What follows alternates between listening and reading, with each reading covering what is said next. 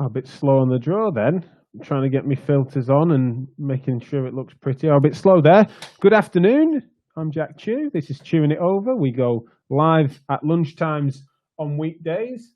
And this week, especially, it's been rather laden with brilliant guests. And today's no different. We finished the week with a great thinker, someone who I met recently, a lady called Jo Turner, and we're meant to have a brief meeting about some things that she's planning in her business for half an hour, and instead, about an hour and a half later, we were talking about self-care, compassion, understanding coaching practices, how they apply within therapies, burnout, all sorts of stuff like that, and which I just like, we need to broadcast at least part of this conversation. And so we put it in the diary, and here she is today. So I'm delighted to introduce her in a second. We do have some news that's going to go out on social media this weekend.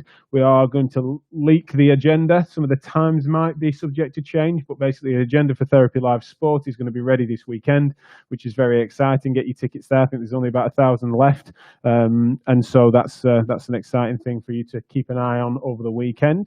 Without further ado, I'm going to bring Jo in, and we're going to chew over all things compassion and all things self-care. I think what I would like to say as well, for those that are tuning in live, then please do get involved in this conversation, or even if you're joining this after the fact, a lot of people watching it in their commutes, etc., or maybe over the weekend to catch up on it. Please do send your thoughts on this, because it's a very important topic, especially at the moment.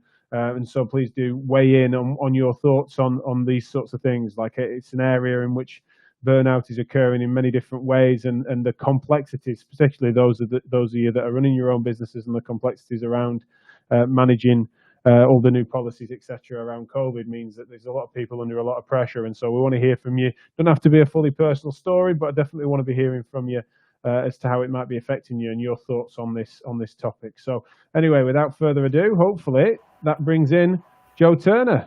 Hi, Jo. Hello. Hi. Brilliant. Can you hear us all right? I can hear you. Can you hear me? Brilliant. Yes, absolutely. Can you first introduce yourself to the listeners briefly? Yeah, so I'm Jo. I am a physiotherapist of, I keep saying 20 years, but it's more than 20 years, time's ticking on. I've spent the last 10 years running quite a large multidisciplinary practice in Gloucestershire. My clinical interests in the early days were in pain. I did an MSc in pain management probably 12, 15 years ago now. And that has certainly driven a lot of my clinical interests. More recently, I spend a lot of time managing the clinic, still do a small clinical load, but a lot of my interest these days is as much in the people that work for me as my patients themselves, and that's really driven my interest in coaching more recently. Brilliant. No, well, we'll get stuck straight into that then. What do you feel that this is an area that is under-discussed, or talked to death, or somewhere in between? Like, where do you think it is with these, and what would you even call it, what we're about to talk about, I guess? Yeah, that the last question is the hardest, probably. Is it under-discussed or over-discussed? I think it depends which part of your network you're in, and your particular biases, your personality, your interests.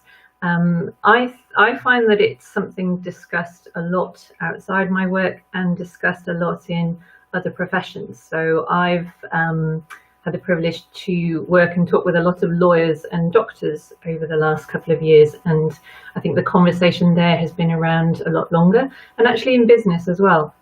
I think there's been much more, I don't know if there's been conversation between people that actually work in these businesses, but there's been much more awareness of the need to address these issues.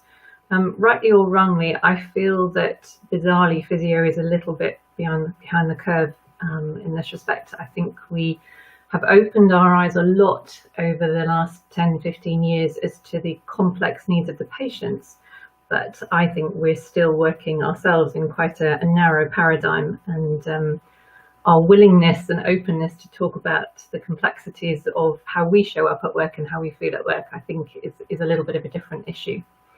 I agree with that, but I mean, I'm wondering as to what do you think the mechanism, never one mechanism, but what do you think of the factors at play that are influencing that? Because for me, sometimes people feel that would be too self-indulgent at a time we should be patient-centered and thoughtful and understand the complexities surrounding their lives and how it's affecting their presentation.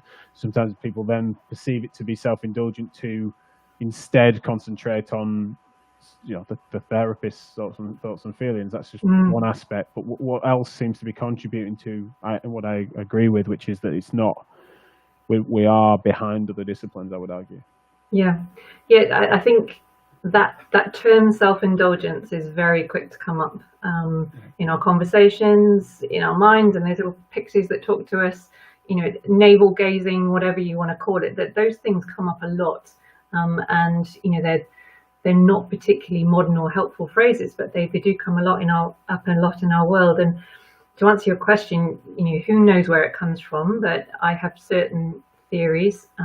So observing myself and the people that I've worked with over the years and the people that are coming up through my practice, there are, I don't want to categorize everybody because I think that's part of a problem in our profession, but there are similarities. So as a simple term, I think we're good girls and good boys. I think that's where a lot of us started.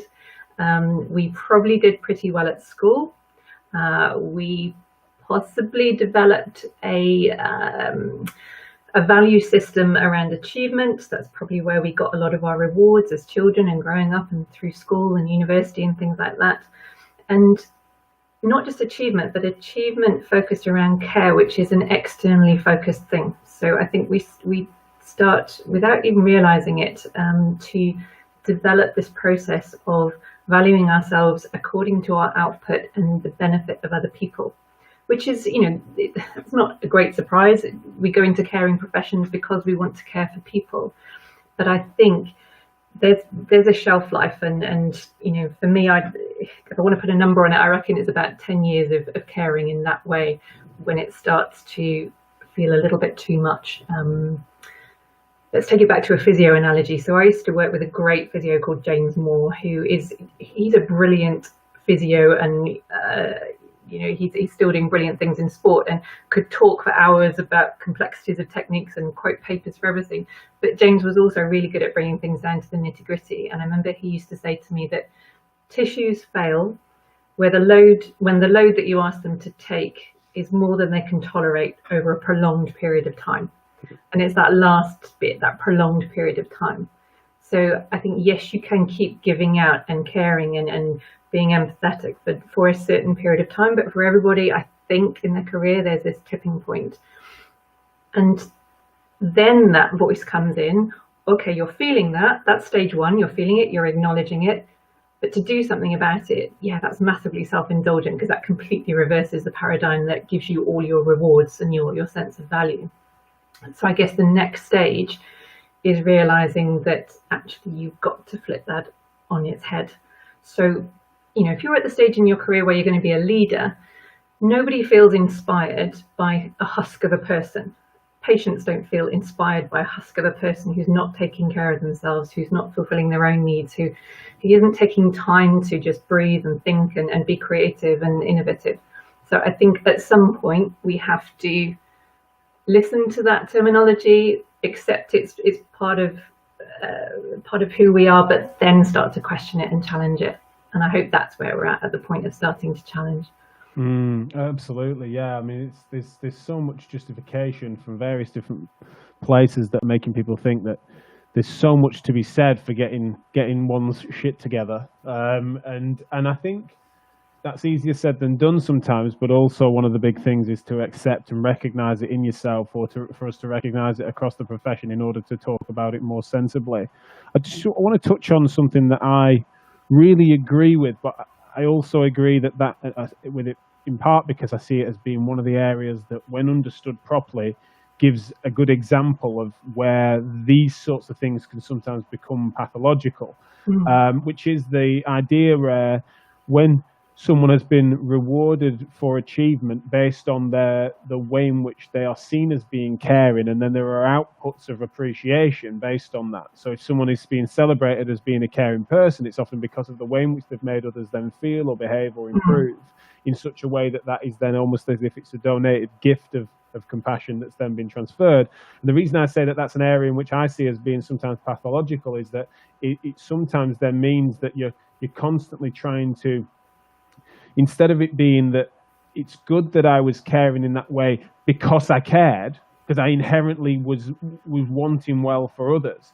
If you miss that bit or lose touch with that as to why you're doing it, because it's inherently a good thing to do to help others, you're bothered more about the outputs, the externalities. That then leads to a sense of virtue signaling, for want of a better term, or it becomes something that you're then just trying to elicit things, especially in a world of social media. You're starting to do and say things for effect, for the outputs, rather than it being genuinely because you feel passionate about actually delivering that care quality. And it's hard to recognize that in yourself. And I'm not saying that I'm not vulnerable to sometimes that mistake myself, but that for me is something that's so central to actual thoughtful self-care and true quality coaching practices. Makes people realize those sorts of things in themselves, rather than it just being all based on the outputs or the celabrations or the testimonials. Yeah. It's hard to uncouple those things. I mean, as I say, it seems like you're agreeing with that, but I also wonder what other contributors do you think, or what is it that's making people behave that way? Do you think it's all cultural and in history, or are there other things central to healthcare or physiotherapy that make us make those mistakes continually? I'm going to answer it with a bit of a presupposition around self-care. So I think self-care and self-knowledge are actually entwined, and you can't do one without the other. But self-care at the moment is talked about a lot, and it's a nice concept. It gets misconstrued. You know, self-care for me is not going and getting a manicure every week. Self-care is deep self-knowledge. But the trouble is, self-knowledge is messy. And to truly achieve self-knowledge, you've got to look at the dark places as well.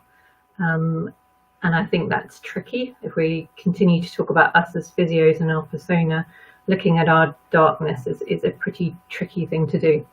So I think what you've got to do is, there's a persona, let's face it, around physio, happy, smiley fixer. Massive generalization, but you ask someone to describe a physio, ask another health professional to describe a physio, they'll say, yeah, they're the positive ones, they're the really dynamic ones, everyone's get really out of bed, everyone likes to be around physios because they're really fun. And let's face it, we love that too. I love physios, I love that side of physios, and it's great to be part of that movement, and we certainly don't want to lose it, because I think that's what will drive us forward and make us the leaders. But you can't be that all the time, and it's yin and yang. Every light side has a dark side, and I think by engaging in good coaching practice that gets you to look inside yourself and deeply understand yourself and your reactions and your thoughts and your responses to those and your emotions, will make you a better colleague for sure. But more than anything, it will make you a massively better physio. I think we're natural coaches anyway with our patients, and I think we sometimes run the risk of putting ourselves in too narrow a bracket. I was talking to another physio this morning who he came up with a lovely phrase. He said, moving forward, trying to define ourselves, we would be brilliant if it weren't for the title of physiotherapist, because it's got physical in it. Yes, great, but there's so much more that I think we do. Yeah, well, the connotations of professional titles is something I've given so much thought to, especially with my sort of interprofessional work, and why we decided to be MSK Reform rather than Physio Reform, is partly because of the baggage and the things that can be fraught around titles and the semantics of them. So I do agree with that, and it's a fantastic quote. I do wonder your thoughts on something I've given a lot of thought to, which is that sometimes what you're describing is that sunny disposition or the characteristics that sometimes are stereotypes that do appropriately apply across the profession, especially I'd argue in a sport, in an MSK, in a tracksuit wearing therapist. But it still applies certainly appropriately across the profession generally. You've got the same sort of disposition that can G someone up on a medical ward, so I'm not underestimating that correlation. But I'm saying that sometimes that is, to some extent, becoming a front, and it starts to then be something that is a mask that's worn and an obligation that people are stepping into that with the uniform.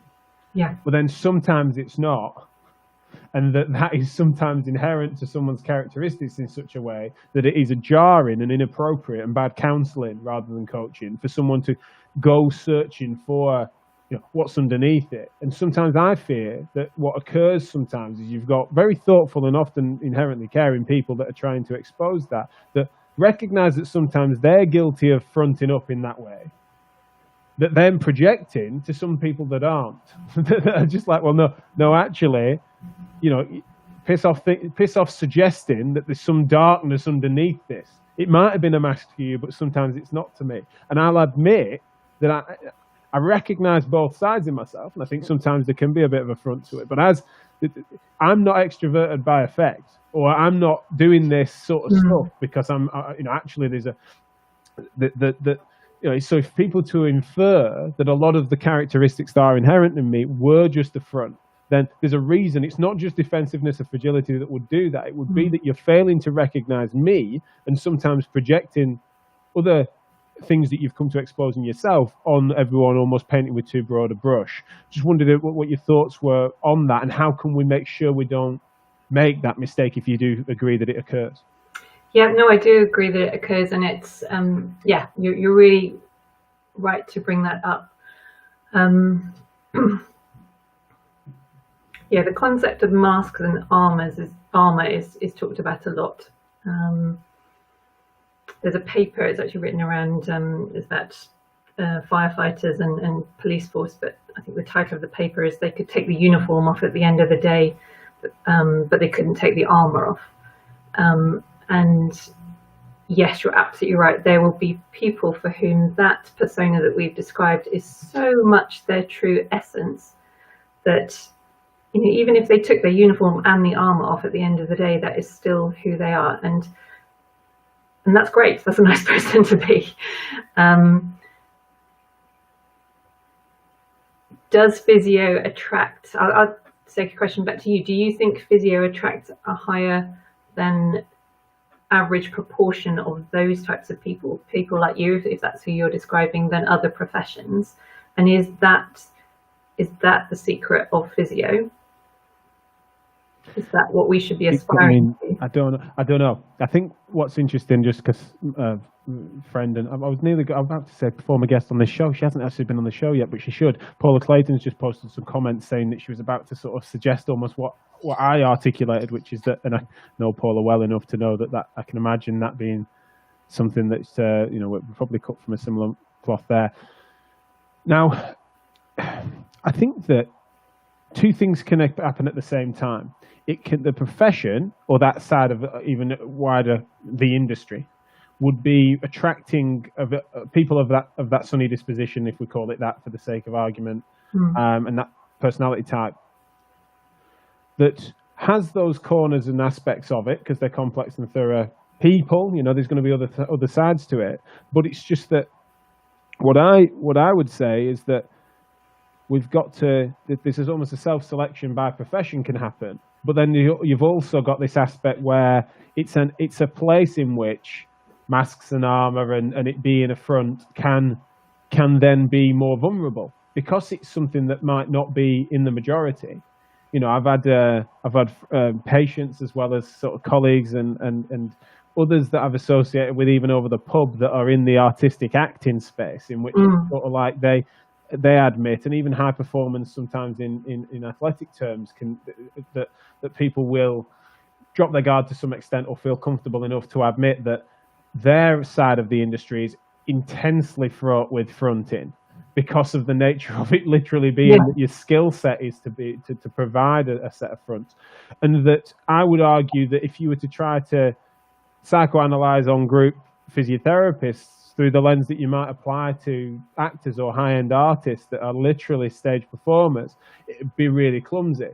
But I sort of think that if we can find a middle ground in which we can apply those things appropriately, where they are appropriate, then it's going to have more credibility. And the work that you and I are passionate about, which we're probably not going to be able to hit a perfect conclusion on this one, but I hope this is the start of other conversations we can have on this show and elsewhere about how there's more success to that project if we are wielding the tool more accurately.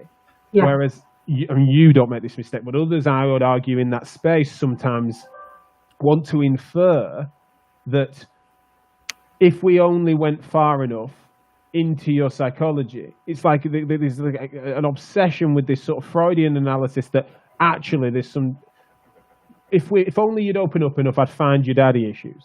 Yeah. To be blunt and clumsy, because I'm blunt and clumsy. But I just mean, like, as if it's like, no, if it's only a sense of fragility or etc. And if we do that, if we try and put people through that, I think that's where, unfortunately, it loses its credibility, because it's not fair, and it's also a bit patronising at its worst, etc. Now, if we mitigate that mistake, I'm excited for how we can truly unlock the potential and allow that sunniness to transcend people's careers throughout and avoid burnout, which I want to get to with you now. How we do that, how do we go about that accurately? And then what do you think predisposes people to burnout, and what can we do about that to finish? Yeah, so I'll come to burnout in a sec. Remind me if I waffle on a different tangent. But yeah, you're absolutely right. So there's a spectrum, and it would be absolutely wrong to only talk to perhaps one end of that spectrum. I think if we're talking about these kind of interventions, coaching, mentoring, compassionate leadership, I like to think of a line. So call that line being basically okay. So you go to work, you function, you're fine, no particular issues, you're ticking along quite nicely. So below that line is where overwhelm, burnout, imposter syndrome, problems with perfectionism may sit. And for the people who are there at that time, and it may just be a brief period in an otherwise very, very sunny, happy career, there's some work to do to bring them up to that line. But then beyond that line, there's a really exciting place for physios, because essentially, not only have you got that natural optimism and drive, which is what we're putting under this sunny disposition label, but rightly or wrongly, as was discussed on podcast the other night, we select people via A-level grades predominantly. So we can argue that again, but it's a given that these are people with a certain level of intellect and ability to assimilate data and handle multiple bits of input and come out with a good outcome, and this essentially optimistic disposition which wants to drive things forward. Now, if that's not a recipe for some fantastic leaders, then I don't know what is. So yes, absolutely, let's work with the whole end of that spectrum. So for the people that need to be brought up to that line at this moment in time, there's certain tools. For the people that are already above that line or have got to it and want to go on, then you're looking at a totally different mode of input. Now, I know we're running out of time, so you wanted to talk about burnout. So, no, but you just teed it up perfectly, though, because it's that there's the social pressures that come from what you've just described. If we were to a classic physio burnout, is the fact that comes with an enormous amount of social expectation, and you've created it. So you've teed up burnout, I'd argue. Yeah. And to finish it off, burnout doesn't have a particularly great definition. I think the WHO definition is a syndrome, which is a collection of symptoms which come about when workplace stress isn't handled correctly or adequately. And I find it interesting, actually, that you rarely get someone say, I burnt out. Most people will say to you, I almost burnt out. So what does that mean? Does that mean you didn't actually collapse on the floor, unable to function? You didn't actually leave your job? What is the point at which burnout actually happens? I think it's a whole range of things, which probably starts with feeling overwhelmed at workload. And we have to be careful here, because that's an organizational issue. There's an elephant in the room with all these discussions that if you chronically underfund and understaff somebody's workplace, then there are going to be issues. And I think to say that these problems are always on the individual and that they need to go away and sort themselves out and then they'll be fine is extremely unfair if you're not going to at the same time look at the structural and organizational problems behind it. But yeah, I think it starts with overwhelm. There's a disconnection, and you could argue whether that comes from too much giving or a disconnection that comes from actual mental process that is going on, a self-protection that comes in, detached compassion is a phrase used. But it's and it's a line, and I'm waffling on now, but there is no definitive definition. No, you're not. I think it's really well put. I think that it's really a good point what you said about how the people don't declare I burnt out, they say I nearly burnt out. And I think one of the key lines there is whether it's coupled with psychopathology that would then lead to them admitting or declaring, or it being marked as being a breakdown in old money, but essentially a psychotic event of sorts in which someone wasn't able to function under normal social norms in such a way that they needed medical attention. And if it's coupled with that, which doesn't have to be, don't get me wrong, for it to be appropriate emergency, but it's just more that's where people seem to then offer the line of saying that they actually did, they required external input in such a drastic fashion, of which it was just like the Jenga tower had fallen down. But it's only one way of describing it. But I think that's where I do agree. People say nearly, and one of the times that they don't is when something like that has happened, where there's been a more overt catastrophic event or moment or week or what have you. I would say, we started a couple of minutes late, so sod it. We're going at least 32 because this is fascinating. I want to ask, what do you feel are the key areas in which you'd encourage people that are tuning into this, be that, and especially because I hope this is going to be an orientation exercise for people to be introduced to you and your work and your thinking, and this conversation to be one of a future ones between us that maybe people find useful. It's the sort of topic where people usually want to ponder on it and then get back to us, and so I imagine the feedback will drip in. But what would you say that people would do? What do you think are the optimal resources? Reading, listening, watching, thinking. What would you encourage people to do to start thinking in that direction? I would say first and foremost, start talking. Find somebody, a colleague, a friend, a spouse, whatever, to start having a conversation with. I was sort of, when I saw the article on burnout recently in Frontline, I was really, really pleased to see it, and I think it was a well-written article. But what I was a little dismayed at was that the suggestion was to find a CSP rep, and I'm sure, I don't want to talk down those people. I'm sure they can be a really good starting point, but I think it highlighted to me that there isn't a kind of recognized pathway within our workplaces of how to manage these things, and I think if you're starting to feel these things yourself, then talk to someone that you can actually talk to someone that will dig a little bit and help you really get in touch with your feelings, and first and foremost, feel those feelings. Allow yourself to feel them, articulate them, name them. There are numerous podcasts and books and things that I could direct people to, and maybe we can put them as links on here afterwards. But I think I would like us to develop within physiotherapy our own network and our own way of managing this in the way that you've described, not to fall down the traps of following guidelines from other professions or other organisations, but really work out a system that works for us as physios. And if we're going to do that, we've got to start talking to each other about what our issues actually are to start with. So I don't know, start a Facebook forum in your workplace or a WhatsApp group or something, and just get the conversation going would be my first advice. And if you are feeling things yourself, talk about it, but also rest. If you're exhausted and you're overwhelmed, nothing else that you're going to do or say is going to make the slightest bit of difference until you actually acknowledge that you need to rest and replenish. Otherwise, you'll be pouring fuel on the fire in trying to, you're going to cause yourself problems in trying to solve it. So that's a really interesting point. I'm a swine for saying this as we leave, but definitely one thing I'd like to pick up with you in the future, and maybe if you could give your 30-second take on it, but do you feel that because sometimes the idea of the instinct to say, talk it through, flies in the face of some people who have a natural stoic disposition. Do you feel that there is a place for stoicism, or do you see stoicism as actually being a pathology? It's a big question to throw in at the end. I said I'm a swine, but we could tee up another conversation with it. But I just mean, if you could just give your hot take on that direction.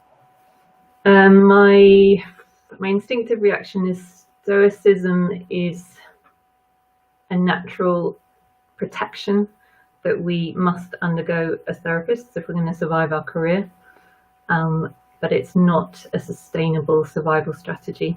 I'll finish with a quick story about years ago treating a minister in London, and we were arranging his appointment for the next week, and he asked me, he said he couldn't attend next week because he was going away for a 2-day retreat and to debrief.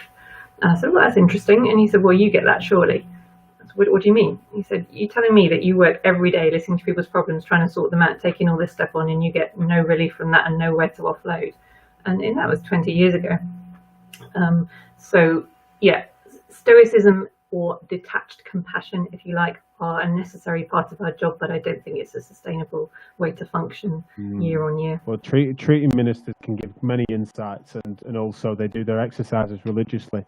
So I'll finish with that terrible joke, and thank you for your time. We will speak again soon. Really appreciate you, and hope people can certainly find more of your stuff. We're going to be projecting more of it, absolutely. But thank you, and we will rush off there because we're in overtime.